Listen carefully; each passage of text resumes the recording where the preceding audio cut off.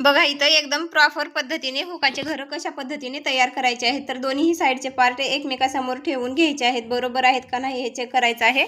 तर बघा ज्या साईडला आपण हुकाचे घर करतो त्या साईडला वरच्या आणि खालच्या साईडला दोन्ही साईडला आखून घ्यायचं आहे। पुन्हा त्याचा सेंटर काढायचा आहे। सेंटरमध्ये एक हुकाच्या घरासाठी खून करून घ्यायची आहे। पुन्हा याला अनेक वेळेस घडी टाकायची आहे। बघा असं मुडपून घेऊन तिथं खून करून घ्यायचे आहे। तर एक समान अंतरावर हे हुकाचे घर तयार करण्याची ही एक पद्धत आहे बघा। तर अशा पद्धतीने हुकाचे घर तयार करण्यासाठी अगोदर आपल्याला आखून घ्यायचं आहे।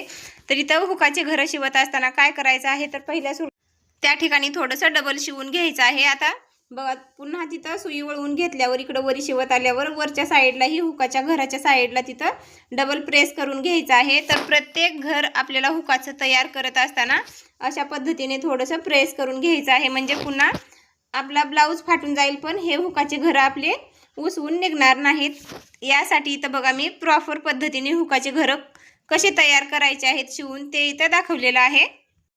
बरेच वेळेस काय होतं, एक वेळेस जर आपण शिलाई टाकली तर तिथली शिलाई उसवण्याची शक्यता असते। त्यासाठी घराच्या साईडला थोडंसं तिथं डबल शिलाई प्रेस करून घ्यायची आहे। तर अशा पद्धतीने तुम्ही जर हुकाचे घर तयार केलात तर तुमचा ब्लाऊज फाटून जाईल पण हुकाचे घर काय उसवून निघणार नाहीत। तर मैत्रिणींनो, तुम्हाला ही पद्धत कशी वाटली ती नक्कीच सांगा। अगोदर पहिलेच ब्लाऊज शिवत असताना मी एक 5 नंबरची टीप टाकलेली होती, तर ती टीप तिथली उसवून घ्यायची आहे आणि त्याच्या खालच्या साईडला मी एक टीप टाकलेली आहे। तर अशा पद्धतीने हुकाचे घर तयार करण्याची ही साधी आणि सोपी पद्धत आहे। बघा किती छान इथं घर तयार झालेले आहेत। तर तुम्हाला ही पद्धत कशी वाटली ती सांगायला विसरू नका आणि व्हिडिओ आवडल्यास एक लाईक करा।